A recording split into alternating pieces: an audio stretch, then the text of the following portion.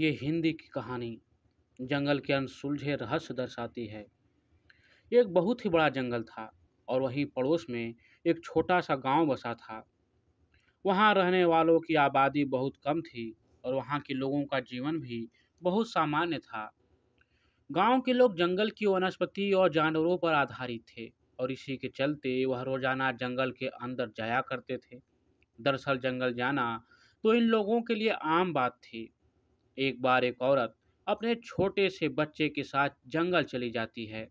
वहीं जंगल के अंदर एक नदी से मछलियां पकड़ने के लिए वह छोटा सा जाल लगाती है और अपने बच्चे को नदी से थोड़ा दूर एक पत्थर पर बैठा देती है। बच्चे की उम्र सिर्फ 5 वर्ष होती है, इसलिए वह औरत अपने बच्चे को नदी से दूर रखती है। बच्चा माँ को मछलियां पकड़ते देख बहुत खुश होता है। तभी बच्चे के पीछे एक अजीब आकृति का जीव आकर खड़ा हो जाता है और उसकी आहट पाकर बच्चा धीरे से पीछे पलटकर देखता है और अचानक वह दहशत से उस पत्थर से नीचे गिर जाता है। पत्थर की ऊंचाई कम थी, इसलिए उसे चोट तो नहीं लगती, लेकिन उसकी माँ उसे ऐसी हालत में देखकर चिल्लाकर दौड़ पड़ती है और माँ के तेज स्वर से बिना उस औरत की नज़र में आए वह आकृति वहां से ओझल हो जाती है।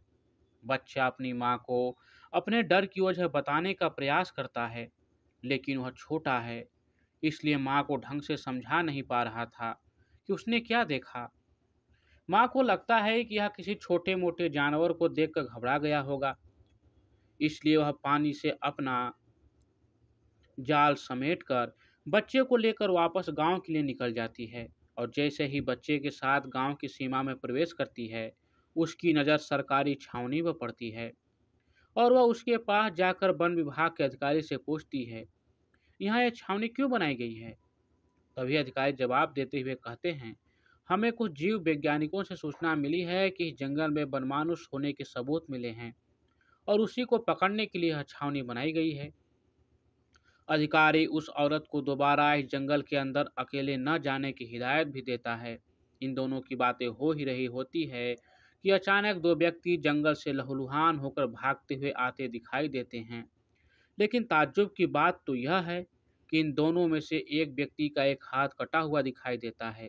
यह मंजर देखने में खौफनाक दिखाई दे रहा था। तभी अधिकारी उन्हें देखते ही अपनी बंदूक निकाल लेता है और उन्हें वहीं रुकने को कहता है और पूछता है, बताओ क्या हुआ। लेकिन उसमें एक आदमी बेहोश हो जाता है और एक दूसरा इस हालत में नहीं होता कि वह कुछ बता सके। वन विभाग के अधिकारी उन दोनों को अपनी गाड़ी में हॉस्पिटल ले जाते हैं और इस घटना का पता चलते ही सारे गांव में सन्नाटा छा जाता है। लोग इतनी दहशत में आ जाते हैं कि वह अपने घर से निकलना ही बंद कर देते हैं। उन्हें एक अनदेखे खतरे ने घरों में रहने पर मजबूर कर दिया था।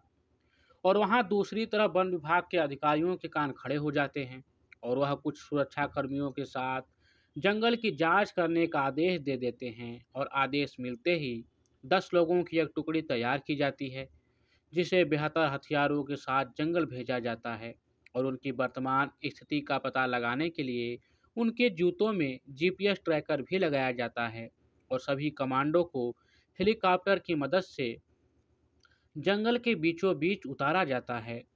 सुरक्षाकर्मी जंगल में उतरते ही चारों दिशाओं में फैल जाते हैं और जंगल का चप्पा चप्पा छानने लगते हैं। तभी कुछ घंटे गुजरते ही जंगल से गोलियों की आवाज़ सुनाई देने लगती है। यहाँ सभी गांव वाले सोचने लगते हैं कि आज वह बनमानुस नहीं बचेगा जिसने इतने लोगों की हत्या की है। और कुछ देर में जंगल से गोलियों की आवाज़ आना बंद हो जाती है।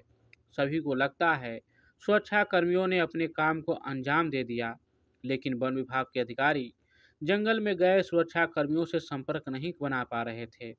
उन्हें उनकी जीपीएस लोकेशन तो मिल रही थी, लेकिन वायरलेस में उनकी कोई भी हलचल सुनाई नहीं दे रही थी। तभी अधिकारी ने ड्रोन कैमरा की मदद से जंगल का जायजा लेते हैं और उन्हें कुछ सुरक्षा कर्मियों की लाशें दिखाई देती हैं। और जैसे ही ड्रोन को उनके पास ले जाया जाता है तो पता चलता है कि उन सभी के शरीर के कई अंग गायब हैं।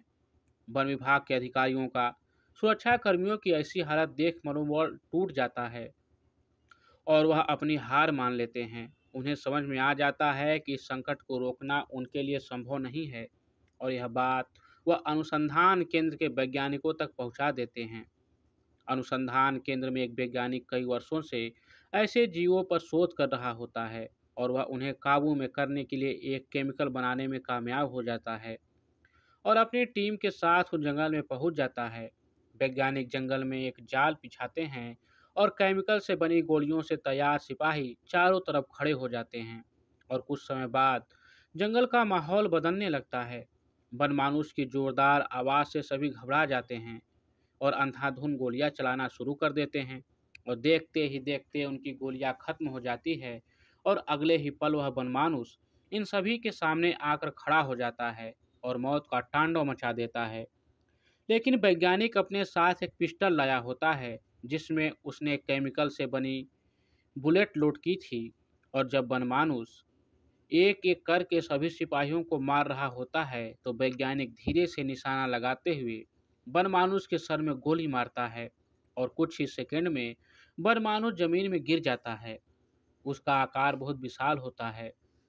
इस वैज्ञानिक ने अपनी सूझबूझ से जंगल को जहन्नुम बनने से बचा लिया था और इसी के साथ दहशत की यह दास्तान खत्म हो जाती है।